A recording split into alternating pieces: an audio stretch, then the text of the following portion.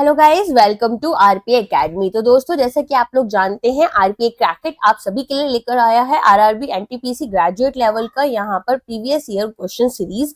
And यहाँ आज हम लोग क्या करने वाले हैं, आज यहाँ पर हम कवर करने वाले हैं हमारे प्रीवियस ईयर क्वेश्चंस के लेक्चर 2 को। तो चलिए बिना किसी देरी के स्टार्ट करते हैं। तो स्टार्ट करते हैं हमारे फर्स्ट क्वेश्चन के साथ में। फर्स्ट क्वेश्चन हमारा किसके बारे में है, यहाँ पर पूछ रहे हैं कि इनमें से कौन सा सर्कुलेटरी सिस्टम का पार्ट नहीं है। तो सर्कुलेटरी सिस्टम जैसा कि आप लोग जानते हैं, यहाँ पर आपका किससे रिलेटेड होता है, ब्लड सर्कुलेशन से रिलेटेड होता है। तो अगर हम बात करें इंटेस्टाइन्स की, तो इसका हमारा पार्ट किससे होगा, इंटेस्टाइन्स जो होती हैं वो यहाँ पर आते हैं, जिसे बोलते हैं ना बड़ी आंत छोटी आंत। तो यहाँ पर ये आपका डाइजेशन से रिलेटेड होता है, ना कि आपका यहाँ पर सर्कुलेशन से रिलेटेड। तो सर्कुलेशन में आपका क्या क्या आता है, सर्कुलेशन में आपका आता है हार्ट, हार्ट के अलावा यहाँ पर और क्या आता है, आपकी ब्लड वेसल्स आती हैं, ब्लड वेसल्स के अलावा और क्या आता है आपका, ब्लड वेसल्स में भी क्या क्या आता है, आर्टरीज आती हैं। ठीक है, आर्टरीज क्या है, थिक वॉल्ड वेसल्स होती हैं जो कि ऑक्सीजनेटेड ब्लड जो होता है वो हमारे दिल से हमारे बाकी ऑर्गन्स तक पहुंचाती हैं। और वेन्स होती हैं, वेन्स क्या करती हैं, जो ऑक्सीजनेटेड ब्लड होता है उसको यहाँ पर जब हमारी आर्टरीज हमारे ऑर्गन्स के पास पहुंचा देती हैं, तो हमारे जो ऑर्गन्स हैं वो यहाँ से रिक्वायर्ड जो भी मिनरल्स, न्यूट्रिएंट्स, ऑक्सीजन लेने हैं वो लेकर यहाँ पर एक इम्प्योरिफाइड, बेसिकली बोल सकते हैं आप, डीऑक्सीजनेटेड ब्लड होता है जो वापस हार्ट के पास देने जाती है। फिर आती है हमारे पास कैपिलरीज। कैपिलरीज में क्या होता है, ये बेसिकली छोटे छोटे ब्लड वेसल्स होते हैं जो कि यहाँ पर गैसेस, न्यूट्रिएंट्स, वेस्ट प्रोडक्ट्स जो है वो ब्लड और बॉडी टिश्यूज के बीच में यहाँ पर एक्सचेंज कर रहे होते हैं। ठीक है, तो हमारे पास में अगर हम बात करें, चार मेन पार्ट्स क्या क्या हो गए सर्कुलेटरी सिस्टम के, हार्ट हो गया, ब्लड वेसल्स हो गया, ब्लड हो गया। ठीक है, तो ये हमारे पास में क्या है, ये इंपॉर्टेंट पार्ट हो गए। ब्लड वेसल्स में हमारे पास क्या क्या आता है, आर्टरीज आ जाती हैं जो कि ऑक्सीजनेटेड ब्लड को हमारे बाकी ऑर्गन्स के पास लेकर जाती हैं हार्ट से। वेन्स हो गई जो डीऑक्सीजनेटेड ब्लड को वापस लेकर आती हैं, और कैपिलरी ट्यूब्स हो गई हमारे पास में, राइट। तो इस तरीके से हमारे पास कैपिलरीज हो गई। तो इस तरह से हमारे पास बनता है हमारा डाइजेस्टिव सिस्टम। ठीक है, अगर हम यहाँ पर बात करें पल्मोनरी सर्कुलेशन की, ठीक है, तो यहाँ पर हमारे पास में होता है पल्मोनरी सर्कुलेशन। यहाँ पर क्या होगा, हमारे को हार्ट को क्या बोलते हैं, हार्ट को हम यहाँ पर कार्डियक से रिलेट करते हैं। ठीक है, अगर हार्ट अटैक आता है तो उसके लिए साइंटिफिक टर्म क्या है, कार्डियक अरेस्ट होता है। तो यहाँ पर अगर हम बात करें पल्मोनरी सर्कुलेशन की, तो इसमें आपके पास कार्डियोवास्कुलर सिस्टम होता है जो कि ब्लड जो है वो हार्ट और लंग्स के बीच में लेकर जाता है। अगर कुछ भी पल्मोनरी सिस्टम से रिलेटेड आपके सामने आ रहा है तो इसका मतलब है लंग्स की बात हो रही है। ठीक है, आपके रेस्पिरेशन की बात हो रही है। तो यहाँ पर क्या होता है, जो डीऑक्सीजनेटेड ब्लड है वो क्या होगा, आपका ट्रेवल करता है लंग्स के पास में, किसके थ्रू, आपको पता है हार्ट के 4 चैम्बर्स होते हैं। तो जो हमारी राइट वेंट्रिकल है उसके थ्रू यहाँ पर हार्ट अपना जो ब्लड है उसको डीऑक्सीजनेटेड ब्लड को पंप करता है पल्मोनरी आर्टरीज में, जो कि लंग्स तक इसको लेकर जाते हैं। ठीक है, इसके अलावा ब्लड जो है वो फ्लो करता है कैपिलरीज से रिलेटेड यहाँ पर हमारे एल्वियोलीज के थ्रू। तो यहाँ पर ऑक्सीजन जो है, जो हमने इनहेल की है, जो हमने ऑक्सीजन ली है हवा में से, यहाँ पर वो हमारे ब्लड के साथ मिक्स हो जाती है, और जो कार्बन डाइऑक्साइड है वो यहाँ पर हम बाहर निकाल देते हैं। ठीक है, तो इस तरीके से हमें क्या देखने के लिए मिलता है, इस तरीके से हमें यहाँ पर देखने के लिए मिलता है हमारा सर्कुलेटरी सिस्टम, जिसमें कि पल्मोनरी सर्कुलेशन हो गया। फिर आता है हमारे पास यहाँ पर सिस्टमिक सर्कुलेशन। सिस्टमिक सर्कुलेशन में क्या होता है, यहाँ पर जो ब्लड वेसल्स हैं आपके, ठीक है, वो ऑक्सीजन को, हमारे जो भी ऑक्सीजनेटेड ब्लड है उसको हार्ट से क्या करते हैं, बॉडी टिश्यूज के पास लेकर जाते हैं और डीऑक्सीजनेटेड ब्लड को वापस हार्ट में पंप करते हैं। तो इस तरीके से हमारे पास में दो तरह की यहाँ पर सर्कुलेशन सिस्टम मिल जाते हैं, पल्मोनरी और सिस्टमिक। ठीक है,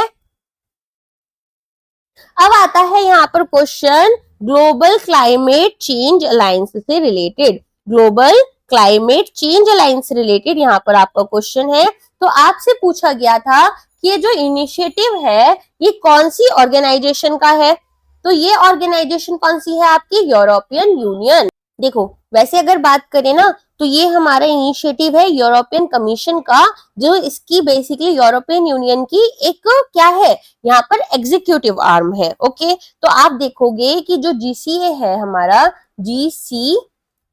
जीसीसीए, ठीक है, ये यहाँ पर क्या करता है, जो हमारी लीस्ट डेवलप्ड कंट्रीज है, इंडिया कौन सी कंट्रीज में आता है, डेवलपिंग कंट्रीज में, और जो भी हमारे यहाँ पर स्मॉल आइलैंड डेवलप्ड स्टेट्स हैं उनके बीच में, डेवलपिंग स्टेट्स में, ये यहाँ पर देखता है कि भाई इन लोगों को ज्यादा इफेक्ट हो रहा है क्लाइमेट चेंज से और बाकी कंट्रीज को कम हो रहा है, तो हम यहाँ पर इनको प्रायोरिटाइज करेंगे और इनके ऊपर फोकस करेंगे कि ये जो भी क्लाइमेट चेंजेस हो रहे हैं उन पर जो इम्पैक्ट आ रहा है उसको यहाँ पर कंट्रोल कर पाए।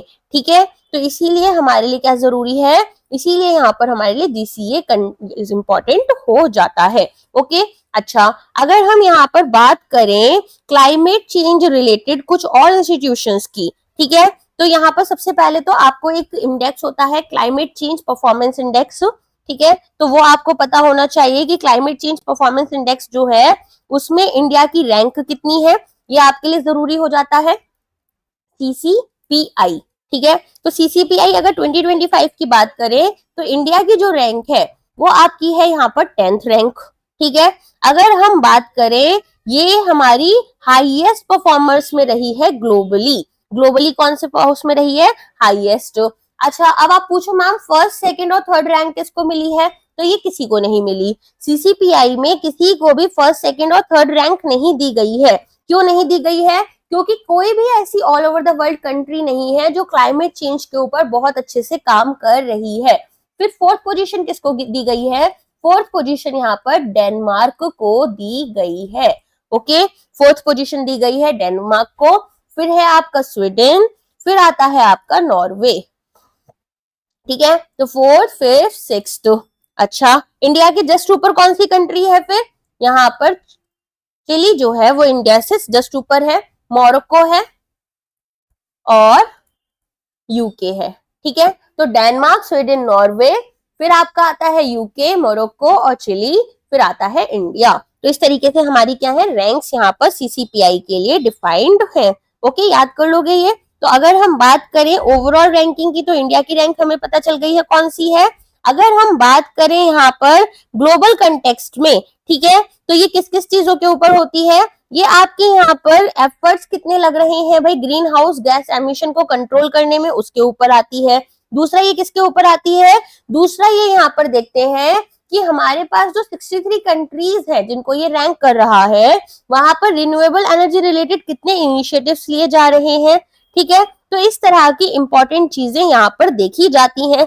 अगर आपसे स्कोर पूछे कि भाई स्कोर क्या है इंडिया का, तो स्कोर भी याद कर लेना, ये है आपका 67.99। ओके, तो क्लाइमेट चेंज परफॉर्मेंस इंडेक्स 2025 जिसमें आपका इंडिया के लिए इंडेक्स कितना है, इसमें इंडिया का रैंकिंग है 10th, और 10th रैंकिंग के अलावा हमने और क्या क्या देखा, यहाँ पर 63 कंट्रीज को ये इवेलुएट करते हैं, ग्रीन हाउस गैस एमिशन देखते हैं, क्लाइमेट पॉलिसी देखते हैं, एनर्जी यूज देखते हैं और रिन्यूएबल एनर्जी यहाँ पर ये देख रहे होते हैं।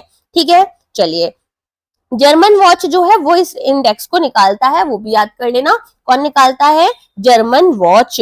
ओके, तो यहाँ पर एक इंडेक्स और आपका तैयार हो गया है, बिकॉज ये क्वेश्चन जो है बेसिकली करंट अफेयर्स बेस्ड है, तो हमें पता होना चाहिए कि कौन कौन से इंपॉर्टेंट इंस्टीट्यूशंस हैं हमारे पास में और कौन कौन से इंपॉर्टेंट यहाँ पर हमारे पास में रैंकिंग या रिपोर्ट्स आ गई हैं। ठीक है, अच्छा एक आपने आईपीसीसी के बारे में सुना है, आईपीसीसी, तो आईपीसीसी क्या होता है, थोड़ा सा ना हैंड राइटिंग इस बोर्ड पर गंदा आता है, बस उसके साथ थोड़ा सा एडजस्ट कर लेना। तो आईपीसीसी जो है ये world meteorological organisation, world meteorological, ठीक है, जैसे इंडियन मीटियोलॉजिकल ऑर्गेनाइजेशन है, को स्पेलिंग थोड़ा गड़बड़ हो गया है, छोड़ो इसको नहीं लिखते हैं, बता देती हूँ स्पेलिंग, METEOROLOGCI, GICAL, ठीक है। तो वर्ल्ड मेट्रोलॉजिकल ऑर्गेनाइजेशन और UNEP, इन दोनों ने मिलकर इसे स्टैब्लिश किया था। और इसका मेन रोल क्या है? इसका मेन रोल है कि जो हमारी गवर्नमेंट्स हैं उनको इंफॉर्मेशन दे, साइंटिफिक इंफॉर्मेशन दे कि किस तरीके से क्लाइमेट पॉलिसीज को डेवलप करना होगा। ओके, तो IPCC का फुल फॉर्म क्या है वो भी आपको पता होना चाहिए, inter governmental panel on climate change. तो जैसे इसका नाम बोल रहा है वैसा ही ये यहाँ पर काम कर रहा है, यहाँ पर गवर्नमेंट्स को बता रहा है कि किस तरीके से काम करना है। इसके कितने मेंबर्स हैं? इसके 195 मेंबर्स हैं, इसीलिए बहुत इंपॉर्टेंट आपके लिए भी हो जाता है। ओके, अब अगर हम बात करें यहाँ पर इंडिया 2047, इंडिया 2047 के बारे में आपको पता है इंडिया 2047 क्या है? तो यहाँ पर आपको बोला गया है कि इंडिया 2047 के अंदर जो क्लाइमेट चेंज से रिलेटेड हमारी वो है परफॉर्मेंस है, ठीक है, हमें इसे इंप्रूव करना है। इंडिया 2047 किसका विजन है? नरेंद्र मोदी जी का विजन है, ठीक है। तो इसमें हमारे क्लाइमेट चेंज से रिलेटेड भी बातें बोली गई हैं, तो ये हमारे लिए इंपॉर्टेंट हो जाता है। Building a climate resilient future क्या कर रही है इंडिया 2047 में? आपको ना ईयर पूछ लेंगे इसमें, क्वेश्चन में ज्यादातर जो क्वेश्चन आने की चांस है वो आपसे यहाँ पर ईयर पूछने की है। तो क्या है इसका? वो building a climate resilient future, जिसमें कि हमें क्या कोशिश करनी है कि हमारे पास में यहाँ पर जो भी एग्रीकल्चर एक्टिविटीज है, पब्लिक हेल्थ है, मेडिसिन है, लेबर है, बिजनेस है, अर्बन प्लानिंग है, वो सारी हमारी किसके अकॉर्डिंग होनी चाहिए? वो सारी की सारी हमारी यहाँ पर हमारे फ्यूचर के अकॉर्डिंग होनी चाहिए, ठीक है। अच्छा, इसके अलावा एक और न्यूज याद रखनी है आपको कि ये जो कॉन्फ्रेंस है ये किसने ऑर्गेनाइज की थी? अभी यहाँ पर एक इन्होंने कॉन्फ्रेंस ऑर्गेनाइज की है, ministry of environment, forest and climate change. तो इन्होंने यहाँ पर एक कॉन्फ्रेंस किसके साथ में की? Harvard university. हार्वर्ड यूनिवर्सिटी बहुत इंपॉर्टेंट यूनिवर्सिटी है, तो याद होनी चाहिए कहाँ पर है? US में है, ठीक है। तो US के साथ मिलकर यहाँ पर इन्होंने क्या किया है? यहाँ पर ये बेसिकली कॉन्फ्रेंस लगाई थी, जिसमें कि हमने क्या देखा? यहाँ पर Lakshmi Mittal and family South Asia institute और Salata institute for climate and sustainability जो है, इनके साथ में मिलकर इन्होंने कोलैबोरेशन किया है। तो इंडिया 2047 हो गया यार। अब हमने 3 यहाँ पर इंपॉर्टेंट चीजें पढ़ ली हैं। चलिए नेक्स्ट क्वेश्चन पर आते हैं।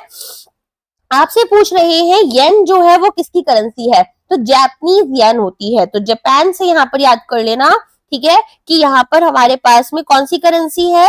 इंपॉर्टेंट करेंसी है ये जापानीज की येन। अच्छा, इसके अलावा आपको पता होना चाहिए और कौन कौन सी करेंसीज है हमारे पास में। तो हमारे पास में सबसे पहले आती है यूएस की कौन सी करेंसी है? डॉलर है। फिर आती है यूरोपियन यूनियन की यूरोज, तो यूरोज को हम EUR लिख लेते हैं, ठीक है। अच्छा, जापान के हमने ऑलरेडी देखी ली है, हमारे पास कौन सी करेंसी है जापान की? जापान की है येन करेंसी। फिर आती है चाइनीज करेंसी क्या है? युआन। सिंगापुर की करेंसी क्या है? सिंगापोरियन डॉलर्स, SGD भी बोल देते हैं हम उसको, ठीक है, सिंगापोरियन डॉलर्स। ऑस्ट्रेलिया की क्या है? ऑस्ट्रेलियन डॉलर्स है, ठीक है। और कनाडा की क्या है? कनाडा की कैनेडियन डॉलर्स है। अच्छा, अब आप बताओ दिनार किसकी करेंसी है? कोई बता सकता है दिनार किसकी करेंसी है? तो देखो, दिनार जो है वो यहाँ पर साउथ एशिया जो वेस्ट एशिया जो है, वेस्ट एशिया की अलग अलग कंट्रीज है, ठीक है। तो वेस्ट एशिया की अलग अलग कंट्रीज के अकॉर्डिंग उनके पास में दिनार करेंसी होती है। जैसे कुवैत की है आपकी, कुवैत की क्या है? कुवैती दिनार। इराक की क्या है? इराकी दिनार है, ठीक है। UAE की क्या है? UAE दिनार है। बहराइनी दिनार है हमारी, बहराइन की। मैकेडोनियन दिनार है हमारी, ठीक है। अच्छा, सऊदी अरेबिया की कौन सी करेंसी है? ये भी इंपॉर्टेंट करेंसी है, बताओ सऊदी अरेबिया की कौन सी करेंसी है? यहाँ पर सऊदी रियाल। तो आपको याद रखनी है वेस्ट एशियन कंट्रीज की भी करेंसीज जो है वो यहाँ पर पूछ ली जाती हैं। तो सऊदी अरेबियन की है रियाल, RIYAL, सऊदी रियाल, ठीक है।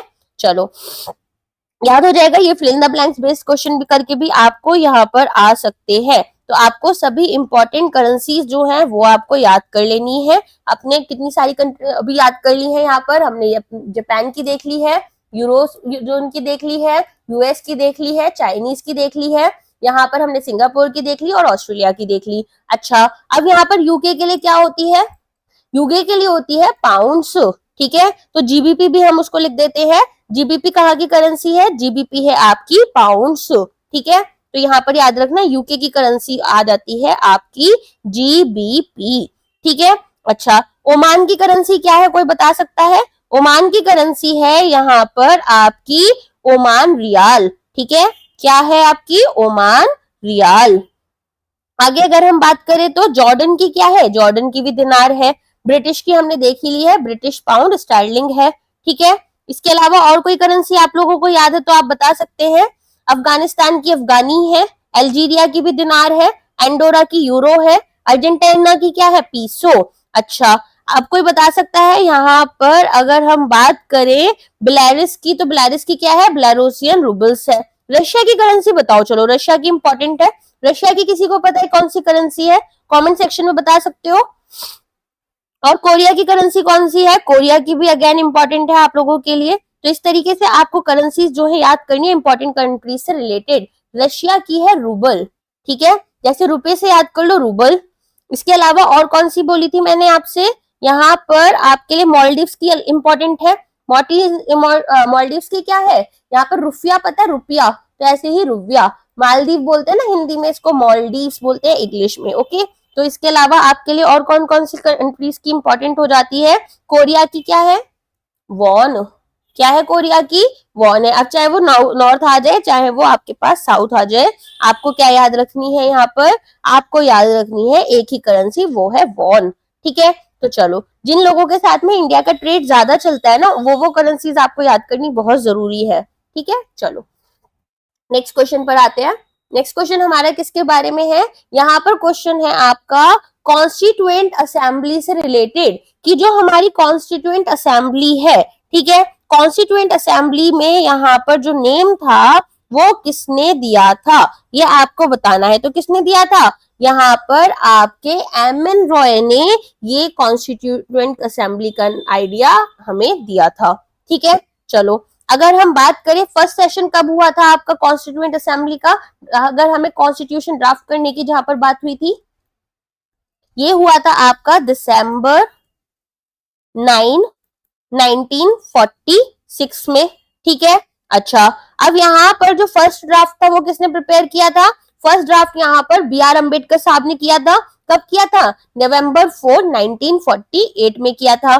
कॉन्स्टिट्यूशन जो है अडॉप्ट कब हुआ था, अडॉप्ट कब हुआ था, अडॉप्ट हुआ था आपका 26 ऑफ नवंबर 1949, और इफेक्ट में कब आया था, इफेक्ट में आया था जनवरी 26 1950। ऐसे समझो जब कोई एक्ट है, एक्ट पास कब हुआ, एक्ट पास हो गया 26 ऑफ नवंबर को, और एक्ट की शुरुआत कब से हो रही है, वो लागू कब से हो रहा है, तो वो हो रहा है जनवरी 26 1950 से रिलेटेड, ठीक है। तो यहाँ पर इस तरीके से आपको इन फैक्ट्स को याद करना है। तो यहाँ पर कॉन्स्टिट्यूएंट असेंबली जो थी एक यूनिक बॉडी थी, क्यों बनाई गई थी ये, ताकि हम हमारे लिए कॉन्स्टिट्यूशन को बना पाए, ठीक है। अच्छा, इसके अलावा यहाँ पर कॉन्स्टिट्यूएंट असेंबली से पहले क्या बना था आपके लिए, कैबिनेट मिशन प्लान बना था, ओके। सबसे पहले अगर हम बात करें कि कॉन्स्टिट्यूएंट असेंबली में क्या डिसाइड हुआ था कि कितने मेंबर्स रहेंगे, 389। फिर 389 क्यों नहीं हुए थे, क्योंकि पार्टीशन हो गया था इंडिया का, तो कितने मेंबर्स थे यहाँ पर, 299 मेंबर्स हमने रखे थे, जिसमें से कुछ इलेक्टेड और कुछ यहाँ पर हमारे कैसे थे, यहाँ पर हमारे इनडायरेक्टली इलेक्टेड थे।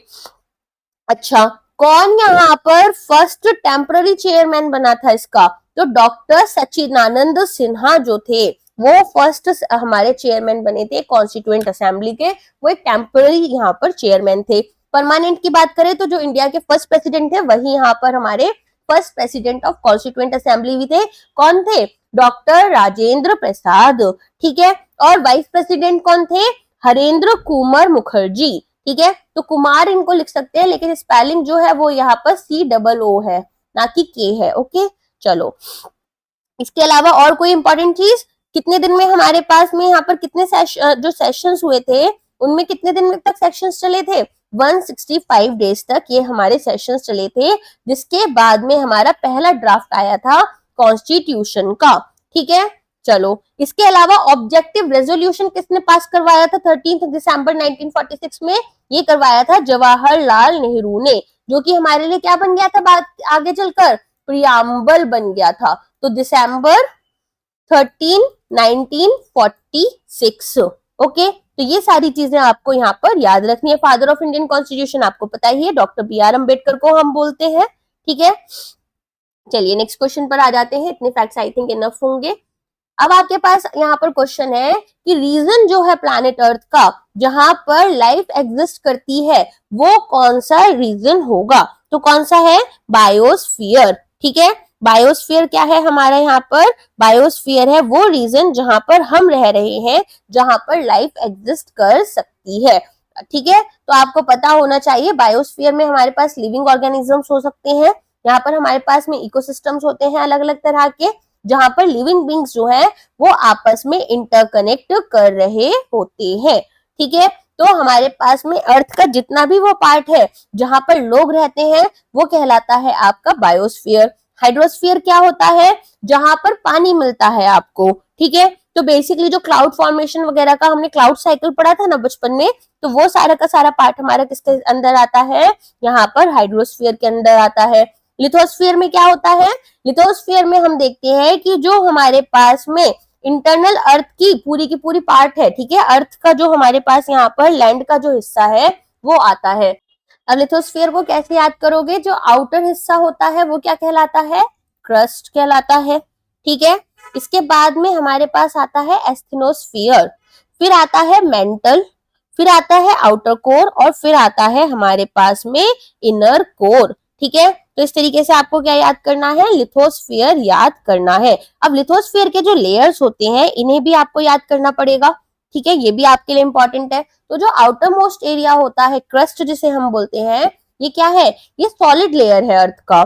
फिर आता है आपका यहाँ पर अपर मेंटल। अपर मेंटल में आपको क्या देखने के लिए मिलता है? यहाँ पर जो अपर मोस्ट पोर्शन है हमारा, ठीक है, अपर मोस्ट पोर्शन हमारा किसके अंदर आता है? अपर मोस्ट पोर्शन हमारा जो है वो कहलाता है यहाँ पर अपर मेंटल। अच्छा, फिर आता है लोअर मेंटल, राइट? तो लोअर मेंटल और अपर मेंटल के बीच में आपको क्या देखने के लिए मिलता है? अभी बताया था ना एस्थेनोस्फीयर जो होता है। तो लिथोस्फीयर में हमारे पास में एक बहुत इंपॉर्टेंट क्वेश्चन क्या रहता है?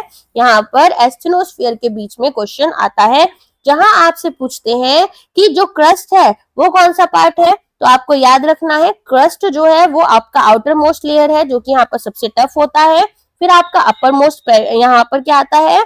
अपर मोस्ट मेंटल आता है, जिसमें आपके पीरियोडाइट्स आपको देखने के लिए मिलते हैं और ये आपका कंबाइन कर जाता है क्रस्ट के साथ में। ठीक है, अगर बात की जाए अब एस्थेनोस्फीयर की, कि एस्थेनोस्फीयर जो है उसमें हमें क्या क्या देखने के लिए मिल जाता है, तो आपको याद रखना है यहाँ पर आपको सेमी फ्लूइड मिलती है। ठीक है, क्या मिलती है आपको देखने के लिए? यहाँ पर सेमी फ्लूइड देखने के लिए मिलती है। तो यहाँ पर आपको कुछ गैसेस भी मिल जाती हैं और यहाँ पर आपको मोल्टेन पीरियोडाइट जो है वो भी देखने के लिए मिल जाता है। ठीक है, तो इतना चीज आप यहाँ पर याद कर लेंगे। नेक्स्ट अगर हम बात करें, हमारे पास में और क्या था? कोर था। देखो, कोर एक ऐसी जगह है जहां पर टेम्परेचर भी बहुत हाई होता है, और अगर मैं बात करूं इसके टेम्परेचर की, तो ये इतना ज्यादा हाई टेम्परेचर होता है कि अगर आप यहाँ पर कुछ भी रखोगे तो वो तुरंत के तुरंत जल जाएगा। ठीक है, तो इनर मोस्ट लेयर हमारी जो अर्थ की है वो क्या है? कोर कहलाती है।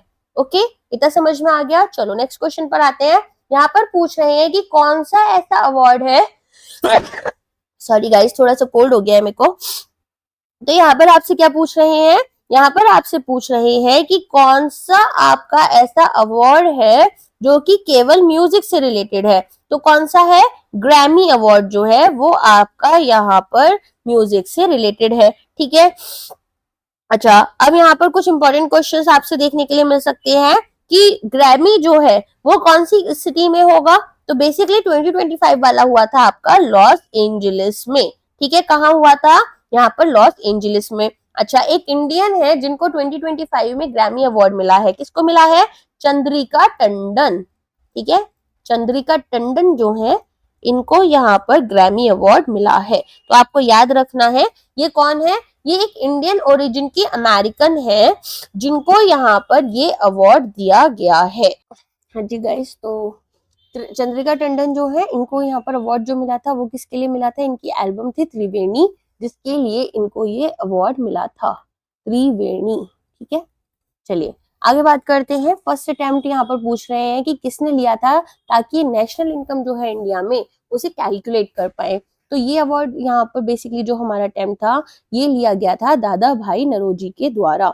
अच्छा, आप लोगों को पता होना चाहिए कि दादा भाई नौरोजी और जमशेदपुर टाटा दोनों का ही यहाँ पर जो बर्थ प्लेस है वो नवसारी है, जहां से हमारा सॉल्ट मार्च जो है वो स्टार्ट हुआ था। ठीक है, अच्छा इसके अलावा आपको पता होना चाहिए कि दादा भाई नौरोजी जो थे वो फर्स्ट मेंबर ऑफ पार्लियामेंट बने थे यूके में। तो first Indian member of parliament बने थे यूके में। ठीक है, इसके अलावा इन्होंने एक बुक लिखी थी जिसका नाम है पॉवर्टी, पॉवर्टी मतलब गरीबी है ना, and un British rule in India. इसके अलावा अगर हम बात करें इनकी एक और बुक थी पॉवर्टी ऑफ इंडिया, बहुत इंपॉर्टेंट बुक है। एंड इन्होंने एक थियरी दी थी brain of wealth. Brain of wealth इन्होंने यहाँ पर जो थियरी दी है उसमें इन्होंने क्या बताया था, इन्होंने बताया था कि किस तरीके से जो ब्रिटिशर्स हैं वो इंडिया से यहाँ पर पैसा निकाल कर अपनी कंट्री में इन्वेस्ट कर रहे हैं। तो ब्रेन ऑफ वेल्थ थियरी बहुत इंपॉर्टेंट है, आप लोगों को पता होनी चाहिए। अच्छा, दादा भाई नौरोजी जो है इनके बारे में एक और इम्पोर्टेंट इंफॉर्मेशन है कि आईएनसी में क्या बने थे, आईएनसी में यहाँ पर ये इसके को फाउंडर थे। ठीक है, इसके अलावा अगर हम बात करें कि इंपॉर्टेंट सेशंस जो है जो इन्होंने कंडक्ट किए थे वो कौन कौन से थे, तो 1885 में आपका आईएनसी आया था, ये 1886 में इसके क्या बने थे, फर्स्ट चेयरमैन बने थे। इसके अलावा यहाँ पर अगर हम बात करें इन्होंने कौन कौन से सेशन यहाँ पर लिए थे, 1886 जो कि कैलकाटा में हुआ था, 1893 जो कि आपका लाहौर में हुआ था, और तीसरा आपका सबसे इंपॉर्टेंट वाला था 1906 जो कि बंगाल पार्टीशन से रिलेटेड है। पार्टीशन ऑफ बंगाल की बात यहाँ पर किसने की थी, सबसे पहले यहाँ पर लॉर्ड कर्जन ने की थी। ठीक है, लॉर्ड कर्जन। तो अब यहाँ पर लोगों को मनाने के लिए कि लोग यहाँ पर बंगाल का पार्टीशन ना करें ईस्ट और वेस्ट में, इसके लिए यहाँ पर सबसे ज्यादा जो रिस्पेक्टफुल पर्सनालिटी है तो उस टाइम दादा भाई नौरोजी, उनको हमने आईएनसी का जो है प्रेसिडेंट बनाया था आईएनसी की। ठीक है, तो बेसिकली ये 3 सेशंस आपको यहाँ पर याद रखने हैं। आईएनसी आइडियोलॉजी जो थी उसमें इनको फादर फिगर भी बोला जाता था, ऑल्सो इनका एक नाम था, क्या इनको क्या बोलते थे, grand old man of India. क्या बोलते थे इनको, grand old man of India. ठीक है, तो बेसिकली अगर हम बात करें गोपाल कृष्ण गोखले, महात्मा गांधी जी, तो इन सबको जो मेंटोर करने वाले हैं वो हमारे दादा भाई नौरोजी ही थे। ठीक है, तो जो 1905 में पार्टीशन हो रहा था बंगाल का, उसको इन्होंने बहुत ज्यादा कंडेम किया और यहाँ पर उस पार्टीशन को रोकने की भी कोशिश की गई थी। राइट, चलो नेक्स्ट आ जाते हैं। अब यहाँ पर पूछ रहे हैं कि कौन सी ऐसी लॉ है जिसमें कि हमारे पास में कांस्टेंट टेम्परेचर कैसा है, अगर सेम चल रहा है तो हमारे पास जो वॉल्यूम ऑफ गैस है वो इनवर्सली प्रोपोर्शनल है आपकी किसके, प्रेशर के। ठीक है, तो यहाँ पर P1 is equal to P1V1 is equal to P2V2, ये हमने पढ़ा हुआ है। ठीक है, तो अगर हम यहाँ पर प्रेशर को इंक्रीज करेंगे तो वॉल्यूम जो है वो डिक्रीज हो जाती है।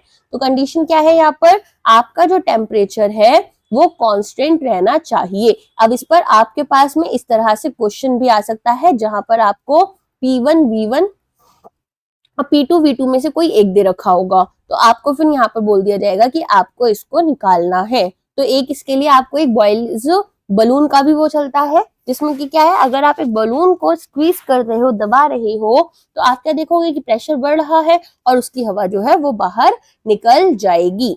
ठीक है, अब हमने कल यूएनएससी के क्वार्टर के बारे में पढ़ा था कि इसका क्वार्टर कहाँ पर है, तो यहाँ पर हमने पढ़ा था कि इसका हेडक्वार्टर जो है वो आपका न्यूयॉर्क में है। ठीक है, तो अभी इंपॉर्टेंट इंटरनेशनल ऑर्गेनाइजेशंस जो है, इंस्टीट्यूशंस, उनके हेडक्वार्टर्स के बारे में कल मैंने आपको बहुत अच्छे से समझा दिया था। जैसे अगर मैं पूछूं अब आपसे कि जिन लोगों ने फर्स्ट क्लास किया था, बताओ वर्ल्ड ट्रेड ऑर्गेनाइजेशन का क्वार्टर कहाँ पर होगा? तो मैंने आपको एक ट्रिक बताई थी कि जहां पर भी वर्ल्ड आ रहा है वहां पर आप क्या लेकर चलोगे, वहां पर आप जेनेवा लिख दोगे अगर आपको नहीं पता है। केवल वर्ल्ड बैंक जो है उसका कहां पर था? वॉशिंगटन डीसी में था। इंटरनेशनल मॉनेटरी फंड का कहां पर था? तो ये था आपका अगेन वॉशिंगटन डीसी में, ठीक है। वर्ल्ड हेल्थ ऑर्गेनाइजेशन जेनेवा में था, जैसे मैंने आपको बताया था। यूनेस्को का कहां पर बताया था आपको? पेरिस फ्रांस में बताया था। यूनिसेफ का कहां बताया था? न्यूयॉर्क में बताया था। इंटरनेशनल लेबर ऑर्गेनाइजेशन अगेन बहुत इंपॉर्टेंट है। और 1 मई को हम क्या मनाते हैं? लेबर डे मनाते हैं। 1 मई को हम क्या मनाते हैं? लेबर डे, ठीक है। और कौन सा उसको सेलिब्रेट करवाता है या ऑब्जर्व करवाता है? तो यहाँ पर हमारे पास में कौन था? ILO, ठीक है। तो लेबर डे 2025 अगर हम बात करें यहाँ पर कि जो हमारे पास लेबर डे 2025 है वो कब सेलिब्रेट हुआ है या कब ऑब्जर्व हुआ है? May 1, 2025 में। हर साल May 1 में हम इसको सेलिब्रेट करते हैं, ठीक है। चलिए अगर हम आगे बात करें यहाँ पर इंडिया में किसने सेलिब्रेट करना शुरू किया था इसे? अब इसकी थीम क्या है? Honouring workers and recognising their contribution to society, ठीक है। Honouring workers and recognising their contribution to society, okay. चलो अब आगे बढ़ते हैं। यहाँ पर आपसे पूछा जा रहा है जन शिक्षण संस्थान जो है वो किसके अंडर यहाँ पर वर्क करता है? तो ministry of skill development and entrepreneurship के अंडर आपका ये वर्क कर रहा है। जन शिक्षण संस्थान, याद रहेगा। जन शिक्षण संस्थान का आप यहाँ पर क्या देख सकते हैं कि गवर्नमेंट स्कीम है जिसमें कि इनकी कोशिश क्या है कि जितने भी मार्जिनलाइज्ड लोग हैं, ठीक है, मार्जिनलाइज्ड कम्युनिटीज जो हैं उनका हम स्किल डेवलपमेंट कराएं और वोकेशनल ट्रेनिंग्स प्रोवाइड करें ताकि यहाँ पर हमारे पास में लोगों को जॉब मिल सके, एम्प्लॉयमेंट जनरेट हो सके, ठीक है। तो ये आपका जो है स्टैब्लिश कब हुआ था? ये स्टैब्लिश हुआ था 1967 में और रीनेम हो गया था 2000 में, ठीक है। तो ये स्कीम हमारे रजिस्टर्ड एनजीओ जो है वो इम्प्लीमेंट कर सकते हैं जिनको 100% फंडिंग हमारी गवर्नमेंट ऑफ इंडिया से मिल रही होती है, ठीक है। इंडिया में वर्किंग एज हमारी क्या रहती है? वर्किंग एज बताओ इंडिया में मिनिमम कितने इयर्स की रहती है और मैक्सिमम कितनी होती है वर्किंग एज? तो वर्किंग एज ग्रुप जो है इंडिया में वो आपका रहता है 15 से लेकर 59 इयर्स तक, ठीक है। तो यहाँ पर हमारे पास में वर्किंग एज ग्रुप भी इंपॉर्टेंट है। अगर कोई भी 15 से लेकर 64 तक रहता है, आई एम सॉरी एक सेकेंड रुकिएगा ना, इसका आंसर 15 से 59 ही रहेगा। तो वर्किंग एज ग्रुप जो है वो आपका 15 से 59 इयर्स तक रहता है, ठीक है। चलिए नेक्स्ट क्वेश्चन है यहाँ पर टैक्सोनॉमी से रिलेटेड क्वेश्चन आपसे पूछा गया है कि जो टैक्सोनॉमी है, ठीक है, टैक्सोनॉमी का फादर किसे बोला जाता है? तो ये बोला जाता है कार्ल लिनोसिस को। कार्ल लिनोसिस। यहाँ पर टैक्सोनॉमी में क्या होता है? हम लिविंग थिंग्स जैसे कि प्लांट्स हो गए, एनिमल्स हो गए, उनको कुछ ग्रुप्स में डिवाइड कर देते हैं, ठीक है। तो टैक्सॉन्स कर कर हम इसे बोलते हैं जिसे हम बना देते हैं। अब हमारे पास इसमें 7 लेवल्स होते हैं टैक्सोनॉमी में। तो पहला है किंगडम, किंगडम के बाद में आता है फाइलम, फाइलम के बाद आता है क्लास, क्लास के बाद आता है ऑर्डर, ऑर्डर के बाद आता है फैमिली, फैमिली के बाद आता है जीनस और जीनस के बाद में आता है आपका स्पीसीज, ठीक है। तो इस तरीके से हमारे पास क्या होती हैं? हमारे पास होती हैं टैक्सोनॉमी, ओके। याद कर लोगे ये? आपको याद करना ही पड़ेगा, ऑप्शन नहीं है, ठीक है। तो कुछ लोग इसको डोमेन से भी शुरू करते हैं और कुछ लोग इसको किंगडम से शुरू करते हैं, तो आप देख लेना एग्जाम में आपके पास जो भी यहाँ पर आता है। अब यहाँ पर पूछ रहे हैं कि इनमें से कौन संतूर इंस्ट्रूमेंटलिस्ट है। तो बेसिकली संतूर कौन प्ले करता है ये आपसे पूछा जा रहा है। तो संतूर यहाँ पर आपको अलग अलग ऑप्शंस दिए गए होंगे। तो शिव कुमार शर्मा जो है एक इंडियन म्यूजिशियन है, ये यहाँ पर संतूर प्ले करते हैं। इनकी डेथ हुई थी 10 मई 2022 में, ठीक है। संतूर याद रखना। तो आपको यहाँ पर कुछ इंपॉर्टेंट क्या हमें याद करने रहेंगे? यहाँ पर इनको जो अवार्ड्स मिले हैं, ठीक है, वो आपको पता होने चाहिए कि इनको पद्मश्री भी मिला हुआ है और पद्म विभूषण भी इनको मिला हुआ है। तो इम्पोर्टेंट इंस्ट्रूमेंट्स कौन कौन से हैं और इम्पोर्टेंट इंस्ट्रूमेंटलिस्ट जो है वो कौन कौन है इंडिया में, ये आपको पता होना चाहिए, ये भी एग्जाम में क्वेश्चन आ जाता है। ठीक है, तो सबसे पहले अगर हम बात करें, हमने पहले किसको देखा है, संतूर इंस्ट्रूमेंटलिस्ट, जो कि है हमारे यहाँ पर शिव कुमार शर्मा। अगर हम बात करें सितार की, तो सितार के लिए किसको बोला जाता है, पंडित रविशंकर। ठीक है, इसके अलावा उस्ताद विलायत खान और अनुष्कर शंकर को। सरोद की बात करें अगर हम, तो सरोद में आपके पास आते हैं उस्ताद अमजद अली खान जी। तबले की अगर हम बात करें तो जाकिर हुसैन का नाम बहुत फेमस है, अभी इनकी हाल फिलहाल में डेथ भी हुई थी, तो जाकिर हुसैन का आपको याद रखना है। 73 या 75 कुछ एज थी इनकी जिसमें इनकी डेथ हो गई थी।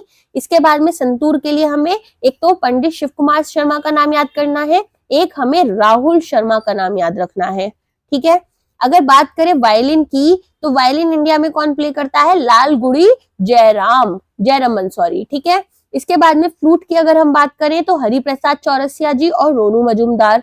वीणा की अगर हम बात करें तो सनकारा शास्त्री जो है वो यहाँ पर इसे प्ले करते हैं। इसके अलावा यहाँ पर आपको और कौन सा इंस्ट्रूमेंट याद रखना है, यहाँ पर आपको याद रखना है हमारे फ्यूजन या कंटेम्प्रेरी म्यूजिक के बारे में। तो ए.आर. रहमान साहब जो है वो हमारे कंपोजर कीबोर्डिस्ट ये हैं। ठीक है, इसके अलावा और आपको क्या याद रखना है, कर्नाटिक म्यूजिशियन से रिलेटेड हमारे पास यू श्रीनिवास है और नीलाद्री कुमार जो है वो हमारे जितार से रिलेटेड है। ठीक है, चलिए अब आपसे पूछ रहे हैं कि लेजिस्लेटिव काउंसिल जो है वो इंडिया में कौन से स्टेट के पास है इनमें से। तो आपको पता होना चाहिए इंडिया में किन किन स्टेट्स में लेजिस्लेटिव काउंसिल है। सबसे पहले तो आंध्र प्रदेश में है।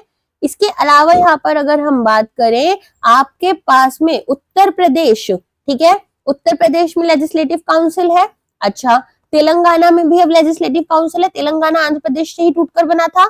इसके बाद में महाराष्ट्र में आपको लेजिस्लेटिव काउंसिल मिल जाएगी, कर्नाटका में आपको लेजिस्लेटिव असेंबली मिल जाएगी, बिहार में लेजिस्लेटिव असेंबली है, वेस्ट बंगाल में लेजिस्लेटिव असेंबली है और जम्मू एंड कश्मीर में भी होती थी यहाँ पर, लेकिन अभी वो है नहीं। और वेस्ट बंगाल जो है वहां पर पहले थी, अब उसको री इंट्रोड्यूस करने की बात चल रही है। ठीक है, लेजिस्लेटिव जो काउंसिल है अगर इसकी बात करें, जैसे राज्यसभा होता है ना, ऐसे ही स्टेट्स में लेजिस्लेटिव काउंसिल होती है, तो अपर हाउस हो जाता है ये।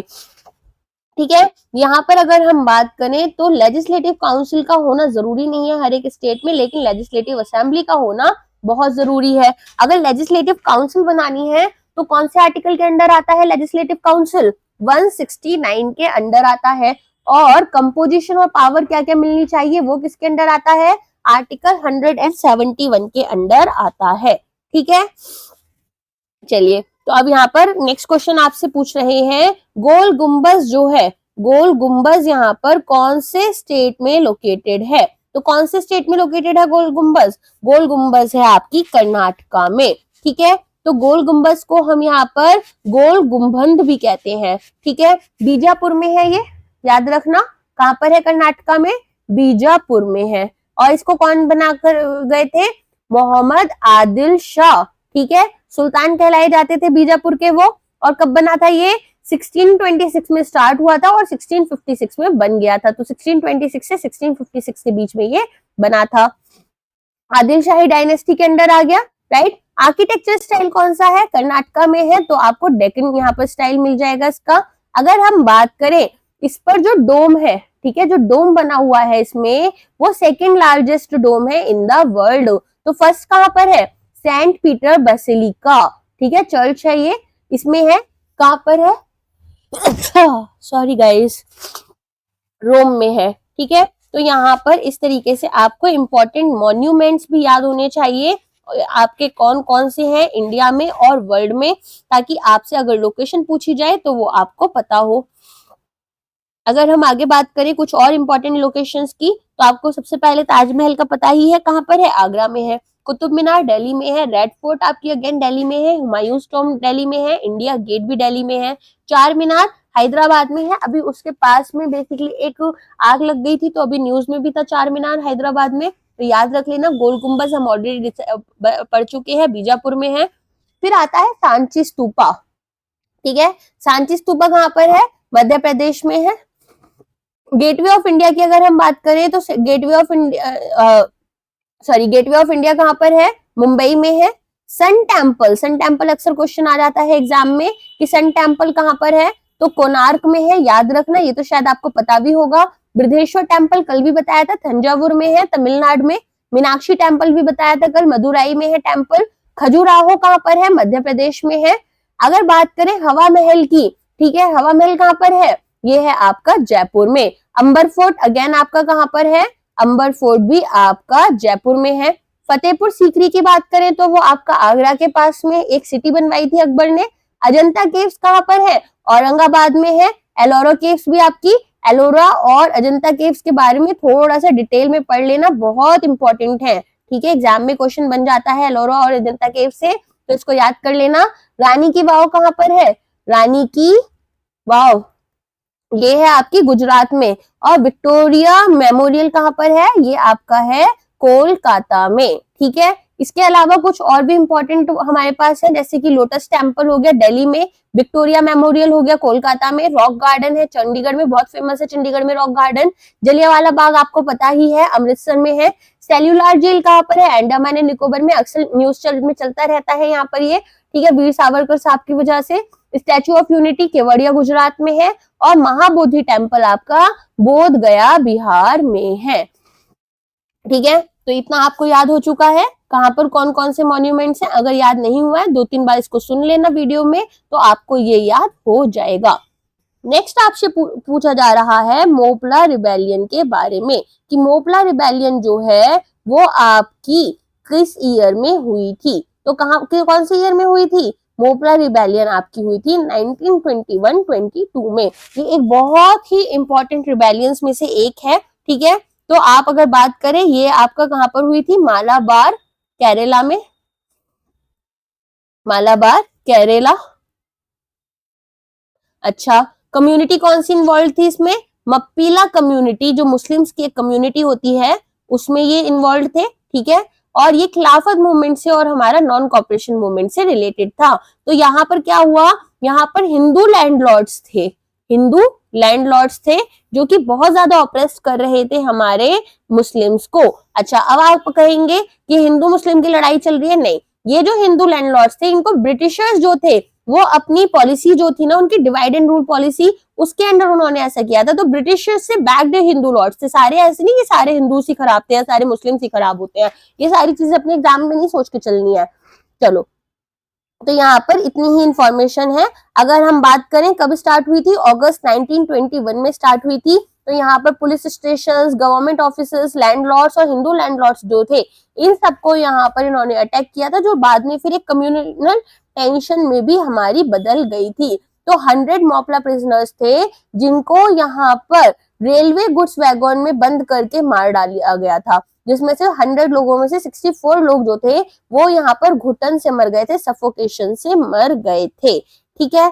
चलो, अब यहाँ पर क्वेश्चन आपसे फिल्म फेयर अवार्ड से रिलेटेड है। आई डोंट थिंक ये बहुत इंपॉर्टेंट है आपके लिए एग्जाम में, ठीक है। तो हम यहाँ पर इसका तब उस टाइम पर पूछ रहे हैं कि कौन सी उसको मिला था मूवी को, तो गली बॉय को मिला था, जिसमें आपका रणवीर सिंह और आलिया भट्ट है। अच्छा, अभी हाल फिलहाल में एक इंटरनेशनल बुकर प्राइज जो है वो मिला था एक इंडियन को, तो क्या नाम है उनका, बानू मुस्ताक, ठीक है। और कौन सी बुक है इनकी, बुक याद कर लेना, हार्ट लैम्प, नाम क्या है, बानू मुस्ताक, ठीक है, याद रख लेंगे। ये ऑथर है, फीमेल है ये, कभी मेल समझो इनको, फीमेल है, ठीक है। तो यहाँ पर इनको अवार्ड मिला था। और फर्स्ट अवार्ड यहाँ पर वो कौन थे, फर्स्ट रनर अप, तो परफेक्शन बुक के लिए विंसेंजो लैट्रोनिको, विंसेंजो, ठीक है। क्या बुक है इनकी, परफेक्शन, ठीक है। चलो, नेक्स्ट क्वेश्चन है यहाँ पर जलियांवाला बाग मैसेकर से रिलेटेड, यहाँ पर पूछ रहे हैं, अभी हाल फिलहाल में भी जलियांवाला बाग जो है, ठीक है, इसका बहुत ज्यादा न्यूज में था, क्योंकि बेसिकली कुछ चीजें चल रही थी सोशल मीडिया पर, आपने शायद देखा भी होगा। तो यहाँ पर पूछ रहे हैं कि जलियांवाला बाग जो है मैसेकर, वो किस वाइसरॉय के टर्म में था। वाइसरॉय आपको याद रखना है कैम्सफोर्ड, ठीक है, कैम्सफोर्ड जो है इनके उसमें था। बैसाखी थी उस दिन, कब हुआ था, 13 अप्रैल 1999। और कौन से ऑफिसर इसके लिए वो थे, तो जनरल आर डायर, याद रख लेना, नाम इंपॉर्टेंट है। अभी इन्हीं की जो पोती है, थोड़ा सा कहानी सुनाने का बिल्कुल तो नहीं है, इनकी पोती जो है, ठीक है, उनके पास एक इंडियन गए थे मिलने के लिए और वो उनको काफी इंफीरियर ट्रीट कर रही थी। Also she was very proud of his grandfather that he did such an thing. तो यहाँ पर पता नहीं उनका कौन सा दिमाग चल रहा था, तो काफी ज्यादा उनको क्रिटिसाइज भी किया गया था सोशल मीडिया पर। अच्छा, अगर हम बात करें तो मोर देन 1000 लोग जो है वो यहाँ पर मर गए थे। तो रॉलेट एक्ट के अगेंस्ट यहाँ पर, रोलेट एक्ट के अगेंस्ट यहाँ पर ये बेसिकली हुआ था। तो यहाँ पर तो खैर लोग जो मिले थे वो इसलिए नहीं मिले थे, वो तो मेले में घूमने आए थे। इन लोग को ऐसा लगा कि ये जो रोलेट एक्ट है, ठीक है, ये यहाँ पर किया गया था। तो रोलेट एक्ट के अंडर क्या था, उस एक्ट के अंडर कि भाई कोई भी अगर ब्रिटिशर है तो वो किसी भी इंडियन को बिना किसी ट्रायल के अरेस्ट कर सकता है। तो इसे ब्लैक एक्ट भी बोला जा रहा था, ठीक है। अच्छा, इसके बाद में क्या हुआ, इसके बाद में एक हंटर कमीशन को बैठाया गया जिसने क्लीन चिट दे दी थी। और फिर ये इनको काफी ज्यादा पता है, वहां पर यूके में ना बहुत ज्यादा जनरल डायर को ऐसा हीरो जैसा माना जाता है। अच्छा, एक चीज और है, रविंद्रनाथ टैगोर जो है, ठीक है, उनको नाइटहुड का वो मिला था ना, यहाँ पर पोस्ट मिला था, डेजिग्नेशन या कुछ भी बोल सकते हैं। तो इन्होंने उस उपाधि को छोड़ दिया था, ठीक है। और किसने मारा था जनरल डायर को, तो यहाँ पर बेसिकली क्या हुआ था, ऊधम सिंह थे। ऊधम सिंह ने कंफ्यूज कर लिया जनरल डायर और माइकल डायर के बीच में। तो इन्होंने जो यहाँ पर पंजाब का गवर्नर था हमारा माइकल डायर, इसको मरवा दिया था, ठीक है, इनको गोली मार दी थी। शायद आपने देखी भी हो, विकी कौशल की एक मूवी है इसके ऊपर। तो बेसिकली इतनी चीजें आपको याद रखनी है। तो क्या क्या याद रखना है आपको, डेट याद करनी है, 13 अप्रैल 1919 अमृतसर में हुआ था। जनरल रेजिनाल्ड डायर थे, रॉलेट एक्ट के अगेंस्ट हुआ था, 1000 लोग से ज्यादा मरे थे। फिर इसके बाद में जो कमीशन बैठी थी वो हंटर कमीशन थी। रविन्द्रनाथ टैगोर जी ने यहाँ पर नाइटहुड को रिनाउंस कर दिया था। और ऊधम सिंह ने यहाँ पर माइकल ओ डायर जो थे उनको यहाँ पर उनका मर्डर कर दिया था, ठीक है।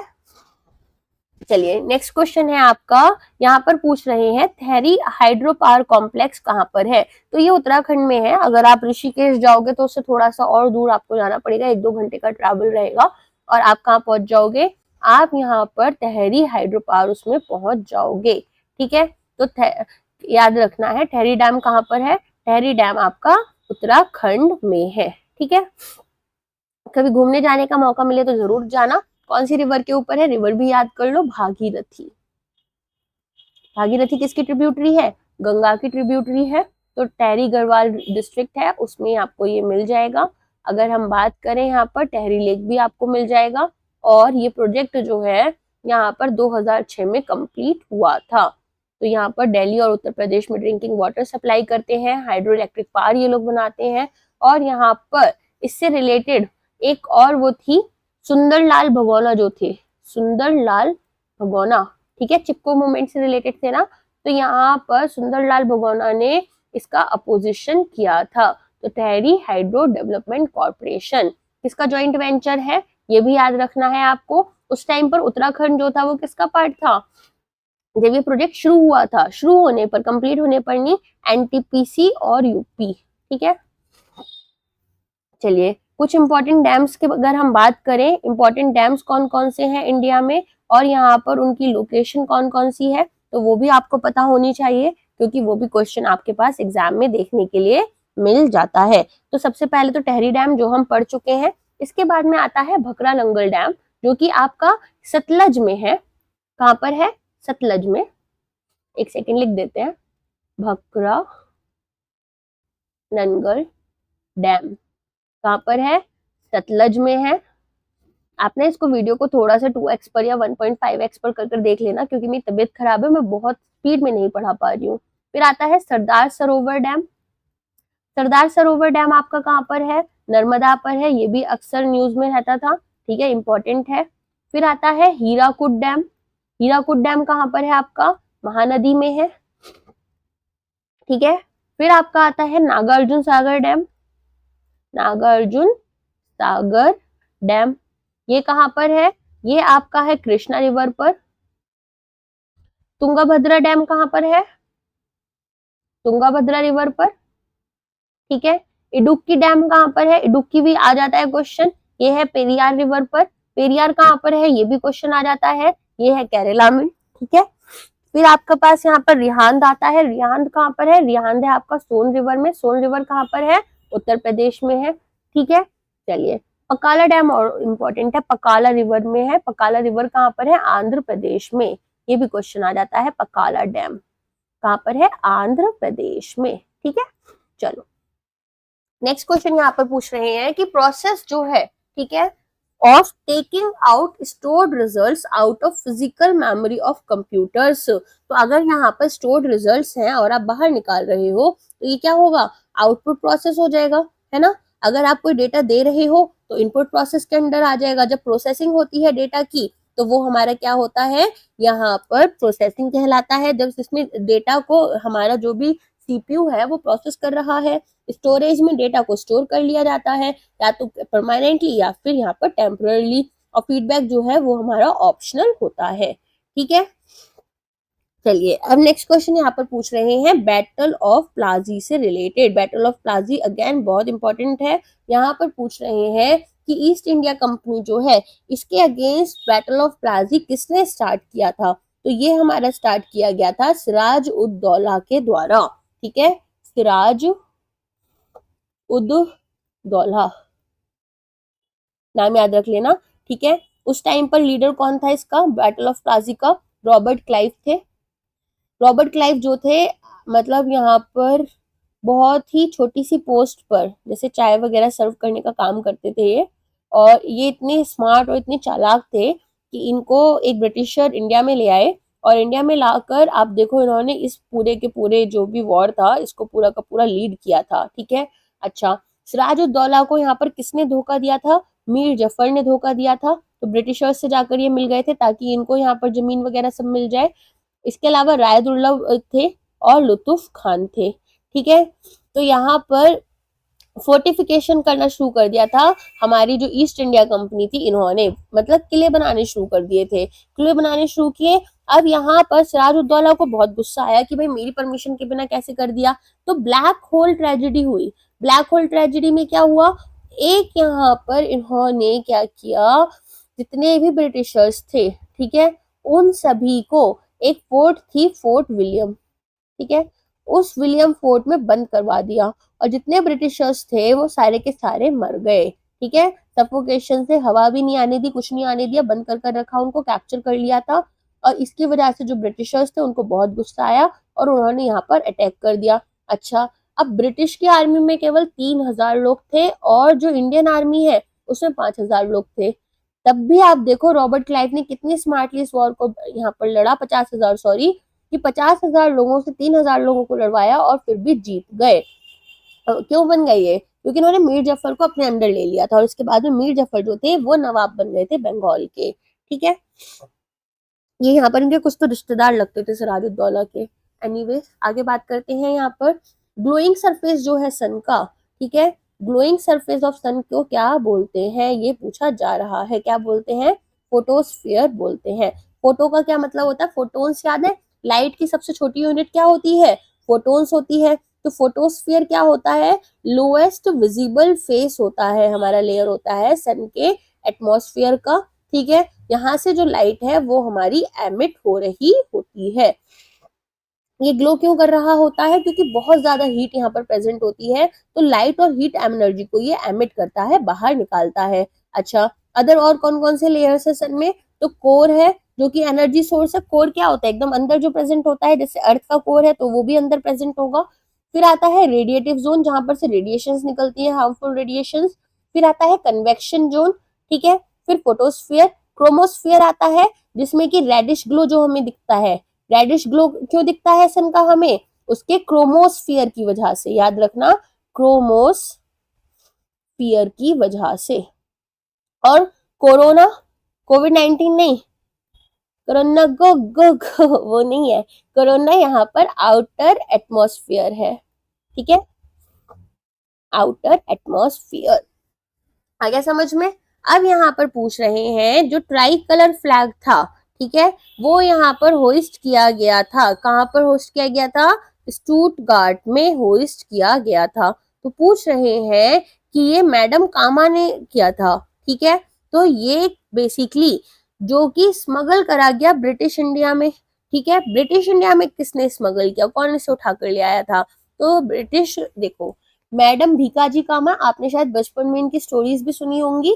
तो मैडम भीकाजी कामा जो थी, इनको बोलते थे मदर ऑफ इंडियन फ्लैग। ठीक है, इसके अलावा यहाँ पर इसको लेकर आई थी हमारी इंदुलाल याग्निक। ठीक है, ये ले आए थे इसको अंदर इंडिया में। इन्होंने फर्स्ट जो वर्जन था इंडियन नेशनल फ्लैग का, वो यहाँ पर अनवेल किया था। कहाँ पर किया था? जर्मनी में किया था। ठीक है, अच्छा कौन कौन से कलर्स थे? तो ग्रीन कलर था, सैफरन कलर था और रेड स्ट्रिप्स थी जिसमें कि लोटस बना हुआ था, एक सन बना हुआ था और एक क्रेस्केंट सिंबल था। ठीक है, तो इस तरीके से हमारा यहाँ पर इन्होंने एक ट्राई कलर फ्लैग इंडिया का अलग से बनाने की कोशिश की थी। अब ये पूछ रहे हैं कौन सी ऐसी कंट्री है जिसने कॉमनवेल्थ गेम्स जो है उनको 5 बार यहाँ पर होस्ट किया है। तो कौन सी कंट्री है? ऑस्ट्रेलिया। कॉमनवेल्थ गेम्स पता है कौन करवाता है? जितनी यूके की कॉलोनीज थी ना, जैसे इंडिया भी कॉलोनी था, ऑस्ट्रेलिया भी कॉलोनी था, तो ये सारी कॉलोनीज मिलकर यहाँ पर कॉमनवेल्थ गेम्स रखती हैं। ठीक है, तो एक मल्टी स्पोर्ट इंटरनेशनल इवेंट है ये, जो कि पहले ब्रिटिश एम्पायर की जो कंट्रीज थी वो लोग साथ में मिलकर करते थे। तो ये हर 4 साल में एक बार होता है। ठीक है, यहाँ पर 70 से ज्यादा नेशंस इसके पार्ट रहते हैं।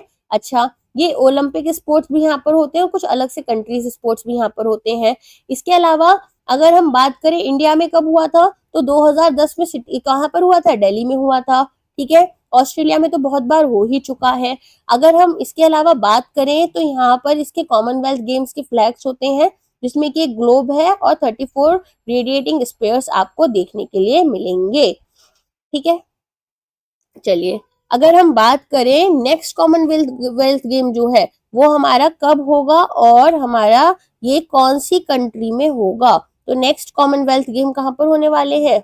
देखो ये हमारे होंगे 2026 में ग्लासगो स्कॉटलैंड में। ठीक है, ग्लासगो स्कॉटलैंड, याद रखना ग्लासगो यहाँ पर कहाँ पर है? स्कॉटलैंड में है, ये भी इंपॉर्टेंट है आप लोगों के लिए। और कब होने हैं? 2026 में होने वाले हैं। ठीक है, चलिए जुलाई से लेकर अगस्त के बीच में होंगे, इतना भी याद कर सकते हो चाहो तो।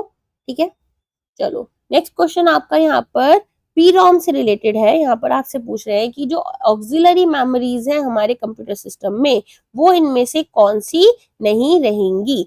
ठीक है, तो ऑक्सिलरी मेमोरीज क्या होती हैं? सबसे पहले तो हमें ये पता होना चाहिए हमारे कंप्यूटर सिस्टम की। तो ऑक्सिलरी मेमोरी के लिए एक नया पेज ले लेते हैं, वरना ये वाला पेज जो है वो गंदा हो जाएगा। तो बेसिकली इसको हम एक्सटर्नल मेमोरी या फिर सेकेंडरी मेमोरी भी बोलते हैं।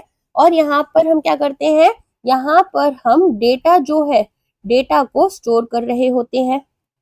ठीक है, और क्या होगा? जैसे ही कंप्यूटर टर्न ऑफ होता है, यहाँ पर ये जो डेटा है ये स्टोर होकर रह जाता है। प्राइमरी मेमोरी में क्या होगा?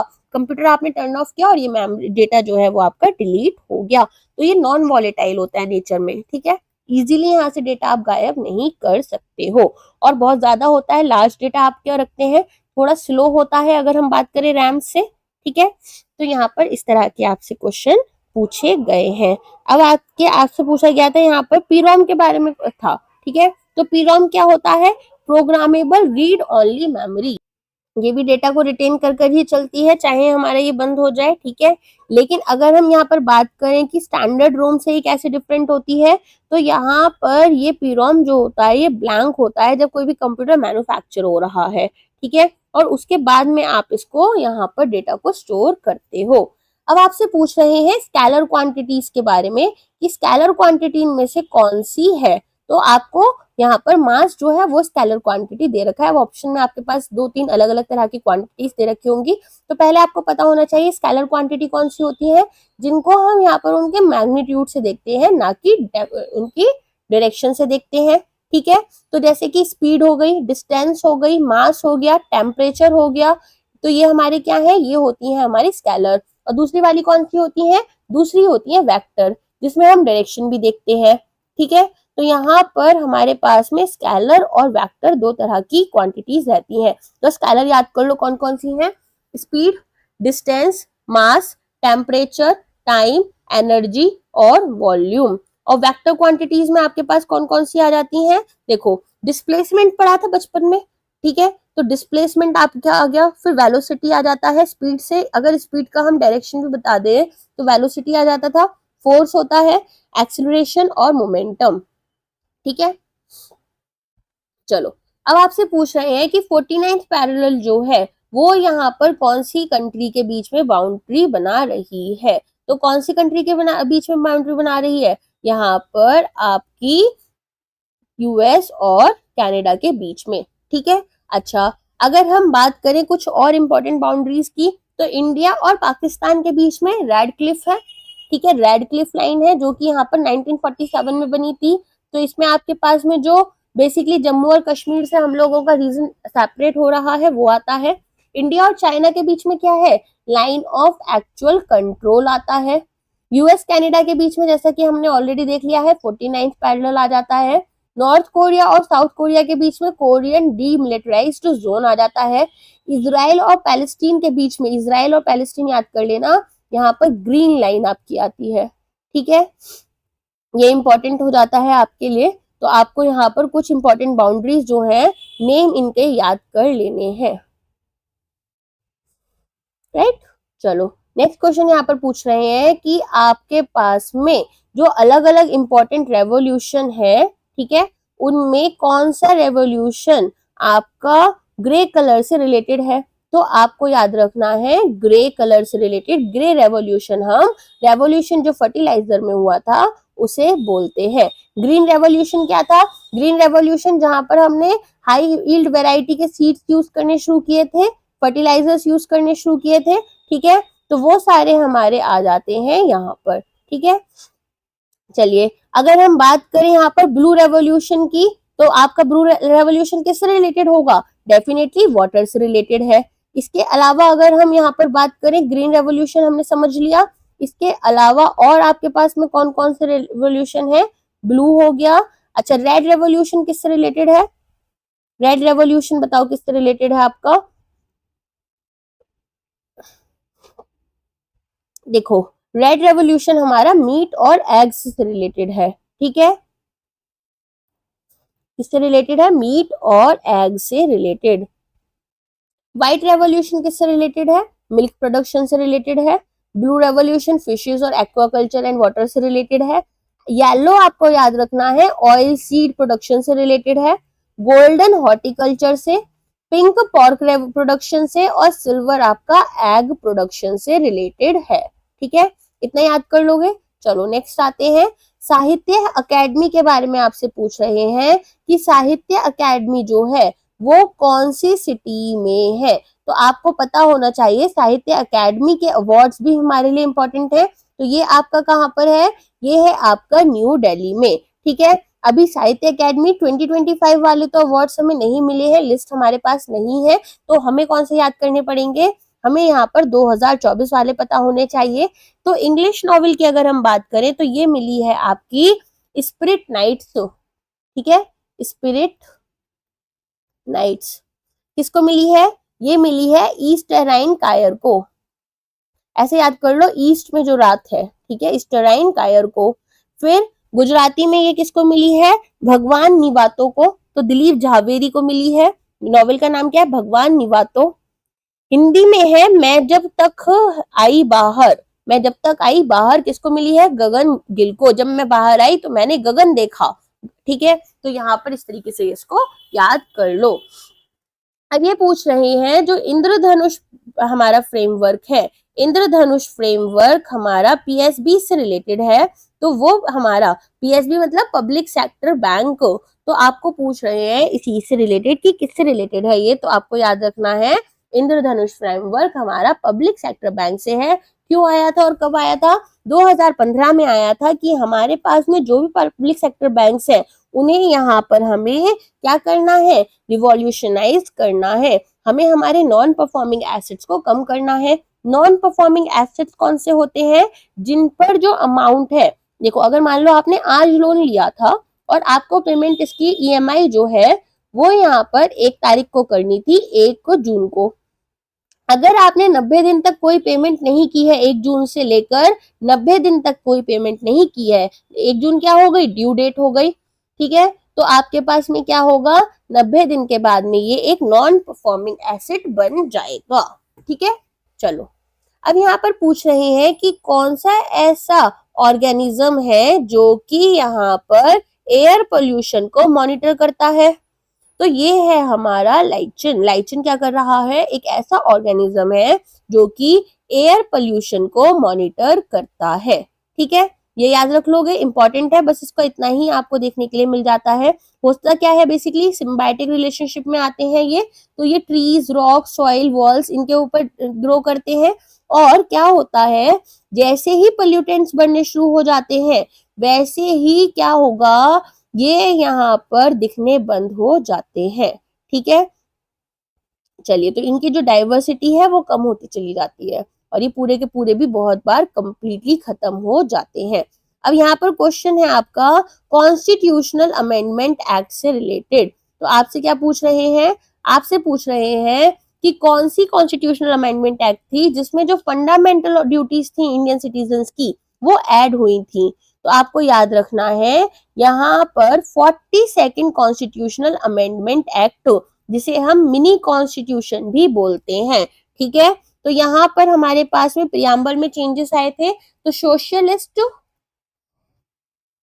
और सेक्युलर वर्ड ऐड किए गए थे प्रियम्बल में, इसके अंडर फंडामेंटल ड्यूटीज आई थी, और क्या आया था, डीपीएसपी जो है, ठीक है, डीपीएसपी जो है उनको यहाँ पर बोला गया कि आपके लिए फंडामेंटल राइट ज्यादा जरूरी है, और डीपीएसपी जो है वो आपको फॉलो करने की कोशिश करनी है। इसके अलावा यहाँ पर जो हमारी स्टेट लेजिस्लेटिव असेंबलीज है, ठीक है, वो इनका टर्म बढ़ा दिया था 5 साल से 6 साल तक, लेकिन बाद में फिर रिवर्स कर दिया था 44th अमेंडमेंट एक्ट में, और यहाँ पर जुडिशियल रिव्यू की जो पावर थी उसको भी रिस्ट्रिक्ट कर दिया था, ठीक है। तो काफी इंपॉर्टेंट एक्ट माना जाता है ये 42nd कॉन्स्टिट्यूशनल अमेंडमेंट एक्ट। अब यहाँ पर आपसे डिसीज पूछी जा रही है, डिसीज और यहाँ पर फ्रूट्स के बारे में बात हो रही है, तो पहला आपको कौन सा है, पहला डिसीज यहाँ पर पूछ रहे हैं एप्पल से रिलेटेड, तो ये है आपका फायर ब्लिट, ठीक है। ग्रेप्स, गुआवा और एप्पल में पाउडरी मिल्ड्यू, ठीक है, देखो यहाँ पर माइल्ड, इसको देखो ऐसे कैसे याद करोगे इसको, आपके पास में है यहाँ पर ग्रेप्स, गुआवा और एप्पल, इनमें कौन सा हो जाता है, इनमें आपको हो जाता है पाउडरी,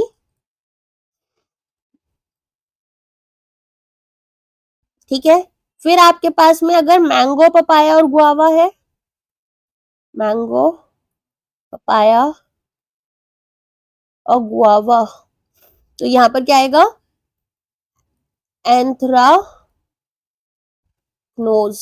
ठीक है। फ्रूट रॉट, ये होता है सिट्रस फ्रूट में, सिट्रस फ्रूट्स में कौन कौन आता है, विटामिन सी से रिलेटेड होते हैं, जैसे कि आपका संतरा हो गया, मौसमी हो गया, ठीक है, नींबू हो गया, और यहाँ पर स्कैब होता है, स्कैब इंपॉर्टेंट है, स्कैब याद कर लो, स्कैब ये किसमें होता है, एप्पल और पेयर में मिल जाता है, ठीक है। लीफ कर्ल, ये पीच और आलमंड में मिल जाता है, ठीक है। ब्राउन रॉट, ब्राउन रॉट किसको होता है, अगेन पीच को होता है एक तो, इसके अलावा प्लम में मिल जाता है और चेरीज में मिल जाता है, ठीक है। तो ये इंपॉर्टेंट डिसीज आपको यहाँ पर याद करनी रहेंगी। नेक्स्ट क्वेश्चन यहाँ पर पूछ रहे हैं कि नेटवर्क इंटरफेस यूनिट जो है, ठीक है, उसका आपको क्या दे रखा है, उसका यहाँ पर आपको शॉर्ट फॉर्म दे रखा है एनआईयू, इंफॉर्मेशन टेक्नोलॉजी लिखा है तो मतलब कंप्यूटर से रिलेटेड चीजें लिखी है, इंफॉर्मेशन सिस्टम लिखा है तो कंप्यूटर से रिलेटेड चीजें हैं, ठीक है, ऐसे याद कर लेना इसको। तो नेटवर्क इंटरफेस यूनिट जो है उसका फुल फॉर्म यहाँ पर पूछा है। अच्छा, अब आपको पता होना चाहिए नेटवर्क इंटरफेस यूनिट होता क्या है, एक हार्डवेयर डिवाइस है जो कि यहाँ पर हमारे कंप्यूटर को कनेक्ट कर रही है दूसरे डिवाइसेस के थ्रू, ठीक है। तो यहाँ पर क्या होगा, जो भी डेटा है किसी भी एक डिवाइस का वो यहाँ पर हम फॉर्मेट कर रहे हैं सुटेबल जो भी हमारे नेटवर्क है उसके साथ में, जैसे इथरनेट केबल होती हैं, मॉडेम्स होते थे, राउटर्स होते हैं, वाईफाई के लिए राउटर्स यूज करते हैं, फाइबर ऑप्टिक केबल्स होती हैं, ठीक है, तो ये सारी की सारी हमारी इसके अंदर आ रही होती हैं। अब अगर हम बात करें यहाँ पर लैंड, वैन, मैन, ये सारे सुने हैं आपने, तो लैंड क्या होता है, लैंड एरिया नेटवर्क, वैन क्या होता है, वाइड एरिया नेटवर्क, राइट। तो लैंड में क्या आएगा, बेसिकली एक छोटा सा ग्राफिक एरिया, जैसे कि मान लो बैंक की एक छोटी सी ब्रांच है तो वो पूरी की पूरी कवर हो रही है, तो ये हो गया लैंड के अंडर। अगर यहाँ पर कोई एक पूरी सिटी है, कंट्री है, कॉन्टिनेंट है, वो कवर हो रहा है तो वाइड एरिया नेटवर्क के अंडर वो आपका आ जाता है। लैंड में ऑफ कोर्स स्पीड आपकी कम रहेगी और वैन में हम बात करें तो थोड़ी ज्यादा रहती है, ठीक है। अब यहाँ पर नोबेल प्राइज पूछे गए हैं, ठीक है। नोबेल प्राइज का लिस्ट अगर हम बात करें 2025 के लिए तो आया नहीं है, तो अब हम याद कर लेते हैं 2024 के लिए। तो हमारे पास में पूरी की पूरी लिस्ट है जो हमें याद करनी होगी। तो नोबेल प्राइज 2024 ये बहुत इंपॉर्टेंट लिस्ट है, वो हमें याद कर लेनी चाहिए। पहले नोबेल प्राइज के बारे में बात करें तो ये किसके नाम पर दिया जाता है, अल्फ्रेड नोबेल के नाम पर। बहुत मोटा अमाउंट मिलता है इसके अंदर, मतलब अच्छा खासा पैसा मिल जाता है जो लोग इसे जीतते हैं। अच्छा, अगर हम आगे बात करें यहाँ पर तो ये कब आया था, 1895 में आया था, ठीक है। कौन देता है, रॉयल स्वीडिश अकेडमी देती है। किस किस के लिए मिलता था पहले, ये पहले मिलता था आपको फिजिक्स, केमिस्ट्री, इकोनॉमिक्स के लिए, फिर लिटरेचर के लिए भी ऐड हो गया, पीस के लिए भी और मेडिसिन के लिए भी, ठीक है। अब आ जाओ लिस्ट के ऊपर कि भाई कौन कौन सी यहाँ पर हमारे पास में लिस्ट रहेगी इससे रिलेटेड। तो सबसे पहले आती है आपकी फिजियोलॉजी या फिर मेडिसिन, ठीक है। तो इसमें आपके पास में जो विनर है वो कौन है, विक्टर याद करो, एक तो विक्टर विक्टोरियस हो गए, और गैरी याद कर लो, विक्टर और गैरी, विक्टर एम्ब्रस और गैरी रुवकुन, ठीक है। दोनों ही यूएसए से हैं। क्यों मिला इनको, माइक्रो आरएनएस के लिए, ठीक है, माइक्रो आरएनएस के लिए मिला। फिर आता है फिजिक्स, फिजिक्स में ये किसको मिला है, ये मिला है हॉपफील्ड को। इन्होंने फिजिक्स की फील्ड को यहाँ पर एक नई होप दी है। तो ऐसे याद कर लो, जॉन जे जे जे हॉपफील्ड, ठीक है। और जियोफेरी, ज्योग्राफी हमारी फिजिक्स से रिलेटेड ही होती है एक सब्जेक्ट, तो जियोफेरी, ठीक है। तो यहाँ पर इनको कब किस लिए मिला है, ये इनको मिला है आर्टिफिशियल न्यूरल नेटवर्क के लिए, ठीक है। चलो नेक्स्ट आ जाओ केमिस्ट्री में। केमिस्ट्री में किसको मिला है, ये मिला है केमिस्ट्री, बेकिंग हम जब करते हैं तो बेकिंग सोडा, बेकिंग सोडा एक केमिकल है, तो ऐसे याद कर लो, डेविड बेकर को मिला है। और डेमिस हसाबिस को मिला है, ये भी अलग, इनका भी नाम एक केमिकल के नाम जैसे ही है। और जब बेकिंग सोडा को हमने यहाँ पर डेमिस को खिलाया तो वो यहाँ पर जंप करने लग गए, तो जंपर, जॉन एम जंपर, ठीक है। इन तीनों को मिला है। क्यों मिला है, यहाँ पर प्रोटीन डिजाइन किया इन्होंने, बेकर प्रोटीन, बेकिंग करने के लिए जो प्रोटीन है उसको इन्होंने डिजाइन किया, ठीक है। तो बेकर प्रोटीन स्ट्रक्चर जो है, प्रोटीन स्ट्रक्चर वो यहाँ पर इन्होंने डिजाइन किया था। अब आ जाओ लिटरेचर के ऊपर। लिटरेचर में किसको मिला है, आजकल कौन कौन लोग हैं जो यहाँ पर साउथ कोरिया की मूवीज देखते हैं, के पॉप आर्मी जो बोलते हो आप लोग सब, है ना। हैंग कांग, हैंग कांग कहाँ से है, साउथ कोरिया से है। अच्छा, क्यों मिला है, यहाँ पर इन्होंने पोइटिक प्रोज लिखी है जिसमें हिस्टोरिकल ट्रॉमास जो है वो और हमारी जो ह्यूमन लाइफ है, ह्यूमन लाइफ के ऊपर एच याद कर लो, ह्यूमन लाइफ के जो ट्रॉमास है उससे रिलेटेड यहाँ पर इन्होंने पोइट्री लिखी है, ठीक है। तो ऐसे याद कर लो, हांगकांग को यहाँ पर ट्रॉमा से रिलेटेड स्टडी करनी थी, इसलिए उन्होंने कविताएं लिखना शुरू कर दिया। अब आ जाओ पीस के ऊपर। पीस के लिए किसको मिला है, ये मिला है ड्रैकिन को, ड्रैकिन नहीं है इनका नाम, डैरोन है, ठीक है। तो इनको डर नहीं लगता, ये बहुत पीसफुल इंसान है, इन्हें डर नहीं लगता है, ऐसे इसको याद कर लो। साइमन, साइमन ने हमारा पीस तो खराब कर दिया था साइमन कमीशन लाकर, लेकिन अपने पीस की बात कर रहे हैं। और एक है रॉबिन्सन, तो ये रॉबिन हुड जो है उनके बेटे हैं, पीस की बात कर रहे हैं। तो यहाँ पर क्यों इनको क्यों मिला है, सॉरी सॉरी, ये एक्चुअली ये वाली जो लिस्ट है ये इकोनॉमिक्स की है, सॉरी। हाँ जी, तो ये यहाँ पर इनको मिली है क्योंकि इन्होंने फॉर्मेशन जो है इंस्टीट्यूशंस की और प्रॉस्पेरिटी की बात की है। इन्होंने किसकी बात की है? पीस की नहीं की है, प्रॉस्पेरिटी की बात की है, इसीलिए थोड़ा सा कंफ्यूजन हो गया। अब पीस के लिए कौन है फिर? पीस के लिए यहाँ पर आपके हैं निहोन हिडानक्यो, निहोन हिडानक्यो, ठीक है।